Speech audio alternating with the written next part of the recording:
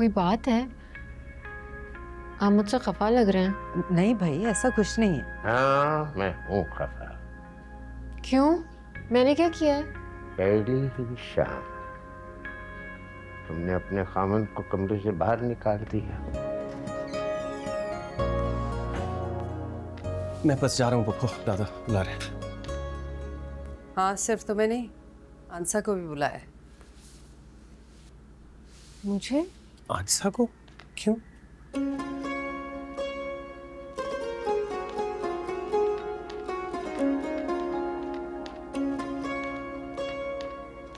अरे ऐसे जाओगी? नहीं नहीं,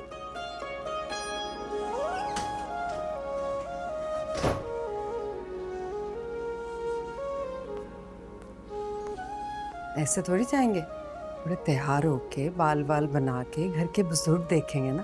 आओ आओ, इधर आओ।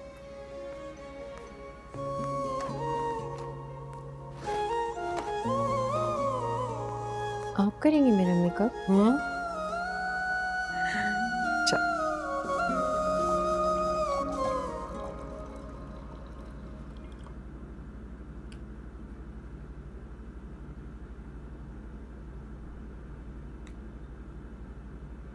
मुझे नींद ही नहीं आई रात भर, सो ही नहीं सका मैं।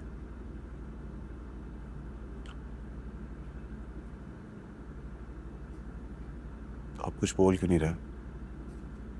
चुप नहीं हूं मैं।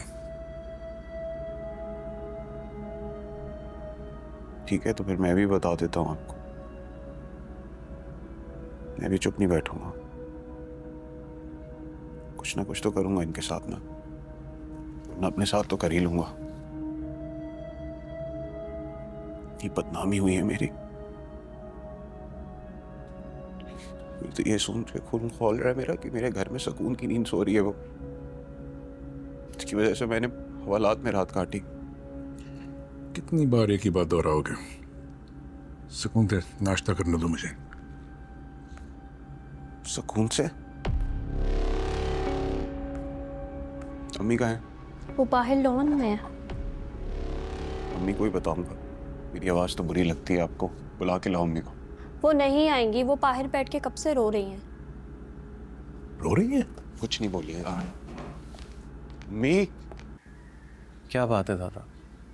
कोई बात है तो मुझे बताएं। बताता हूँ, बात है इसीलिए तुम्हें बुलाया मैंने। तुम्हारी बीवी आ जाए। कौन? बीवी तुम्हारी आ जाए, फिर बताता हूँ। जी, वो मेरे साथ ही आ रही थी, पप्पू ने रोक लिया उसे, मैं बुला कर ला। वो खुद आ जाएगी, बैठो तुम। अमरीन प्रेजेंट्स अब्बू की बहू। अस्सलाम वालेकुम।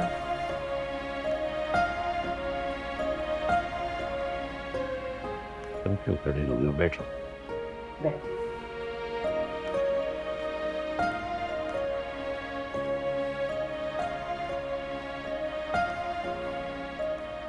मैंने तुम्हें देखा, मुझे अच्छी लगी, इसीलिए मैंने रिश्ता दिया। अब मेरी उम्र में जो बंदा होता है ना, उसके एजाज जो है वो तो रह जाती। मैं सिर्फ एक देखने का हुनर रह जाता है। जी जी हाँ। जी, समझिए ना।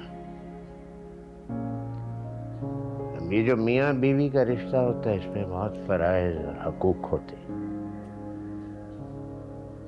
बीवी को मियाँ की खिदमत करनी होती है। बहुत सारी आपस की बातें होती हैं जो कि वो रखते हैं आपस में। समझ आई? जी मैं समझ रही हूँ, लेकिन आप सिर्फ बीवी के फराइज बता रहे हैं। आमिन के फराइज में इसको तब बताऊंगा जब ये मेरे साथ अकेला होगा। इस वक्त मैं तुमसे बात कर रहा हूँ।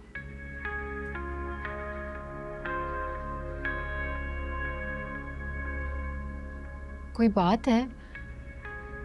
आप मुझसे खफा लग रहे हैं। नहीं भाई, ऐसा कुछ नहीं है। हाँ, मैं हूँ खफा। क्यों? मैंने क्या किया है?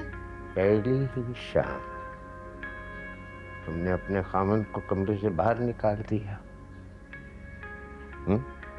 ऐसे करती हैं बीवी? अब्बू, क्या हो गया?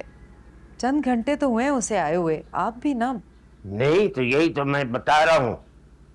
ये आके फिर यहाँ मेरे पास सोया। नहीं, ये तो कमरे में ही सोया है। तुमने बताया ही नहीं इनको? नहीं, मैं दादा मैं ऊपर ही सोया था।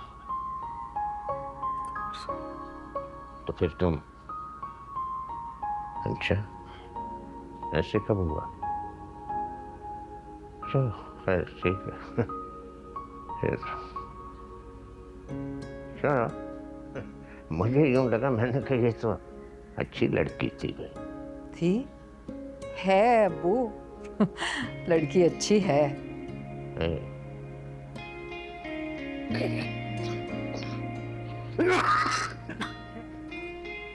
एक मिनट।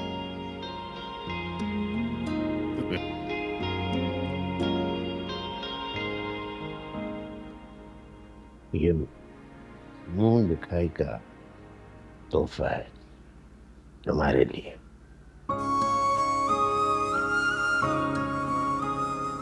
ये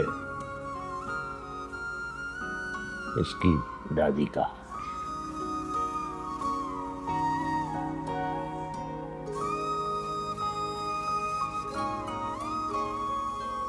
मैं उसे पहनाओ।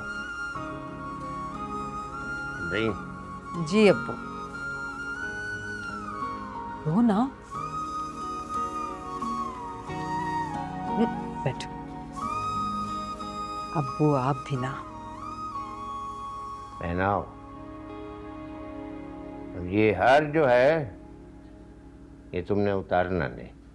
जी मैं ये कभी नहीं उतारूंगी, लेकिन हमेशा भी तो नहीं पहन के रख सकती ना। क्यों नहीं पहन सकती? अमरीन से पूछो, इसकी वालिदा इसको मुस्तकिल पहने रखती थी। क्यों भाई? हाँ वो तो ठीक है अब्बू, लेकिन इसे हर वक्त? मुझे यूनिवर्सिटी भी तो जाना होगा ना। क्या यूनिवर्सिटी में मना है? नहीं वो दादा नाश्ता कर। हाँ, पहले हमेशा बीवी को देती है, उसको तो। जी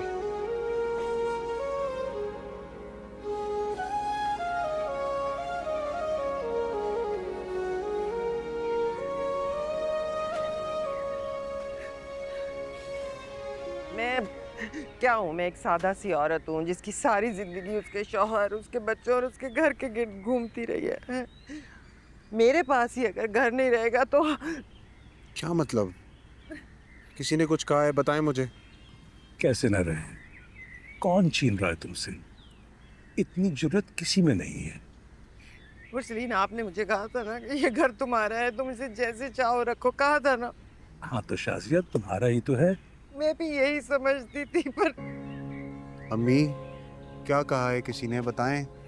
वो लड़की, वो मैं तो उसका नाम भी नहीं लेना चाहती, वो अनस जी से लेकर आया है। अमरीन उस लड़की से कह रही थी ये तुम्हारा घर है, तुम जैसे चाहो इसे रखो, जैसे चाहो इसे सजाओ बनाओ। मतलब मेरे हाथ गल गए इस घर की दीवारें साफ करते करते। हाथ क्या, मेरी तो उम्र गल गई है। लेकिन एक ही दिन में अमरीन ने उस लड़की को मालिक बना दिया। सुन रहे हैं आप? अभी कुछ नहीं बोलेंगे आप? नहीं बोलेंगे ना? ठीक है, मैं खुद निकालता हूँ इन दोनों को घर से बाहर। अरे नहीं दो, तुम कैसे निकालोगे? हाँ, पहले तो वो एक था और अब तो दो हो गए।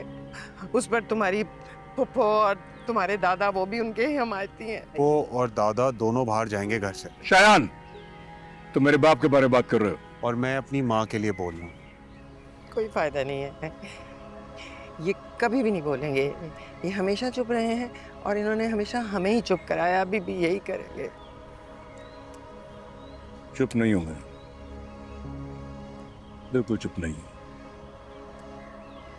सोच लिया मैंने क्या करना है, कैसे करना है। धीरे धीरे हम सुलग जाएंगे, आके थाम लो बस तुम ही देखा करो, तुम ही मेरा